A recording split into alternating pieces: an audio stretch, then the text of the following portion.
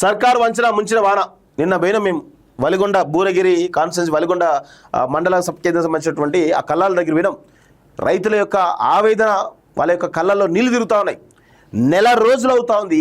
నెల రోజుల నుంచి దాదాపు 30 నుంచి 40 రోజుల నుంచి అదే ఆరు బయట ఓపెన్ ప్లేస్లో పరదాలు కట్టేసి వాళ్ళ ధాన్యాన్ని అక్కడ ఉంచారు. చెదలు పట్టింది ధాన్యానికి. మేము చూపించిన అది కూడా ఉంటుంది. చెదలు పట్టిన ధాన్యం బస్తాలకు చెదలు పడుతూ ఉంది. అయినప్పటికీ కూడా ఇంతవరకు కొనలేక ప్రభుత్వం చేతులెత్తేసింది. కొనుగోలు కేంద్రాలు పెట్టలేక చేతులెత్తేసింది.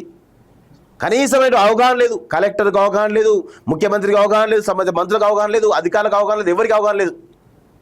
ఎంత దారుణంగా ఇక్కడ 1 కిలోమీటర్ మేర మొత్తం కుప్పలే ఉన్నాయి రైతులై.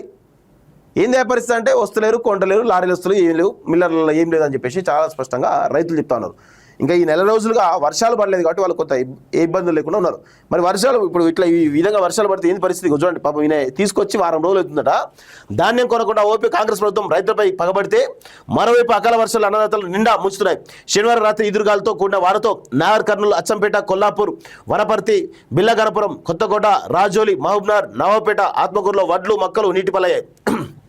వనపర్తి వ్యవసాయ మార్కెట్లో తడిసిన ధాన్యం బస్తాల చుట్టూ చేరిన వర్షం నీటిని తోడుతున్నటువంటి రైతు అంటూ చూస్తున్నాం. ఇది నీ పరిపాలన రేవంత్ రెడ్డి. నువ్వు ముఖ్యమంత్రిగా పనికిరావు, కనీసం మంత్రిగా కూడా, హోంమంత్రి కూడా పనికిరావు. నువ్వు దేనికి కూడా పనికిరావు. నువ్వు అనవసరంగా పీసీసీ అధ్యక్షుగా ఉండు బెటర్. ఆ మహేష్ కుమార్ గౌడ్ తీసుకొచ్చి ముఖ్యమంత్రి అయ్యి కనీసం బెటర్ పరిపాలన చేస్తాడు. గింత దారుణంగా ఉంటుంది అనే మీది. నాకు అర్థం కాదు. ఇది ఆ పరిపాలన. కనీసం రైతులకు రైతు బంధు ఇచ్చే సోయి లేదు. వాళ్ళు ధాన్యం పండిస్తే కనీసం కొనేటువంటి కొనుగోలు కేంద్రాలు కూడా లేవంటే నీది ఏం పాలన? దిక్కుమాల పాలన కాదా? ఈ 3 సంవత్సరాలుగా తెలంగాణ ప్రజలు విపరీతమైనటువంటి వేదనలో అనుభవిస్తున్నారు.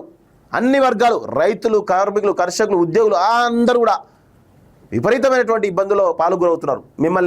మీరు ఏం లేదు, మీ అధికారం వచ్చింది కదా, ముఖ్యమంత్రి పీఠం ఎక్కినాం కదా, పొంగులేటి శ్రీనివాసరావు రెవెన్యూ శాఖ మంత్రి కదా, ఇద్దరు కలిసి మొత్తం హైదరాబాద్లో ఉన్న భూములు మొత్తాన్ని కూడా ఓపెన్ మార్కెట్లో దోచుకున్న విషయం కనబడతా ఉంది. ఇది జరుగుతున్న దుర్మార్గం.